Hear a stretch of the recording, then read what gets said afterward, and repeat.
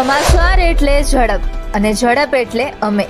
કવરેજમાં ક્યાંય પાછળ નહીં, હંમેશા એક પગલું આગળ.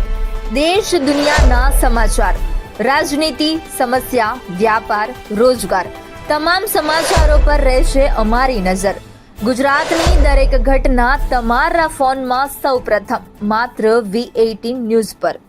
રાજકોટના ન્યારા પાસે જમીન વેચાણનો વિવાદ સામે આવ્યો છે. સત્તાધાર જગ્યાના મહંત વિજય ભગતે સેવકની જમીન વેચાણ કરાવીને કરોડો રૂપિયાનો ભ્રષ્ટાચાર કર્યો હોવાનો આક્ષેપ કરવામાં આવ્યો છે. મહંતના સેવક જગદીશ રાઠોડ દ્વારા વિજય ભગત સામે આક્ષેપ કરવામાં આવ્યો છે.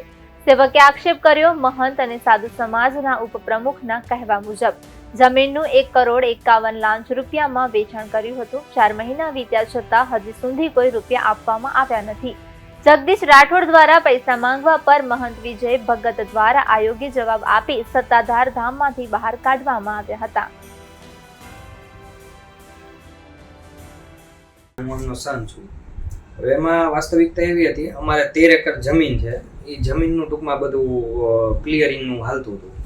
તો એમાં અમારે ક્લિયરિંગનું હાલતું હતું ને, તો એમાં પછી સામતભાઈ આવ્યા. સામતભાઈને અમે પૂછ્યું કે ભાઈ તમે કોના થ્રુ આવ્યા? તો સામતભાઈએ કીધેલું અમને વિજય ભગતે મોકલેલ છે. વિજય ભગતે કીધું કે ભાઈ આ લોકો સત્તાધારના સેવક છે અને તમે સેવક છો તો તમે એની મદદ કરો, આ જમીનનું જે કંઈ પણ પ્રકરણ છે ને એ ક્લિયર કરાવવામાં.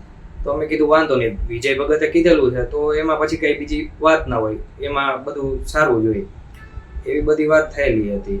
30/5/2025 મારા પપ્પા અને એના ભાઈબંધ એ સત્તાધાર ગયેલા હતા આ વાત કરવા માટે કે ભાઈ વિજય ભગત અમારી સાથે અન્યાય થયો છે. તો વિજય ભગત પાસે ગયા ને વિજય ભગતે કીધું કે વાંધો નહીં, જે કાંઈ પણ હશે હું સામતભાઈને વાત કરી લઈશ અને તમને તમારું પેમેન્ટ મળી જશે.